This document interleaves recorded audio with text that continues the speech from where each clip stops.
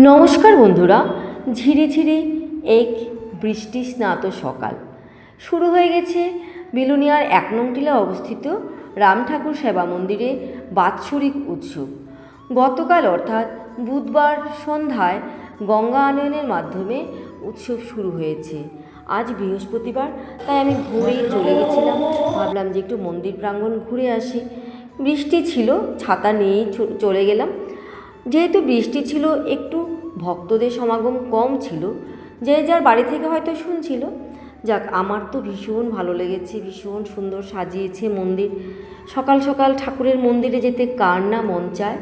আমি একটু সকালবেলা আজকে ঠাকুর মন্দির দর্শন করে এলাম।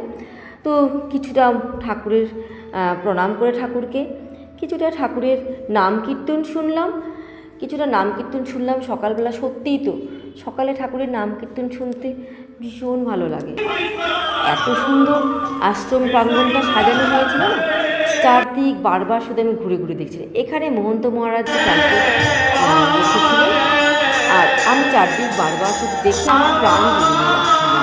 সত্যিই তো সকালে আর ভোরের শব্দটা সত্যিই খুব ভালো লাগে। তারপর আমার আগে থেকেই নিজের মধ্যেটা আমার প্ল্যান করা থাকে আজকে থেকে, যে যেহেতু অন্নভোগের আয়োজন হবে, আমি দুপুরবেলা তো অন্নভোগ নিতে আসব। এই বৃষ্টির মধ্যে এত লোকের সমাগম ছিল না, সত্যি দেখে ভালো লেগেছে। সত্যি খেতে তো সবাই বাড়িতেই পায়, কিন্তু প্রসাদের কথা শুনে সবাই একটু প্রসাদ নিতে আসে। আর এদেরও কিন্তু প্রসাদ দেওয়ার কোনো খামতি ছিল না, যে যার মতো একটু প্রসাদ নিয়ে আবার একটু বাড়ির জন্য নিয়ে যাচ্ছিল।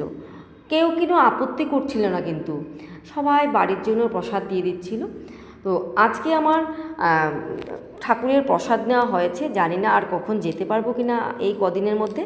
রবিবার দিন মহাপ্রসাদ, সবাই আসবেন, আর এই কদিন কিন্তু অন্নভোগ দেওয়া হবে। ধন্যবাদ।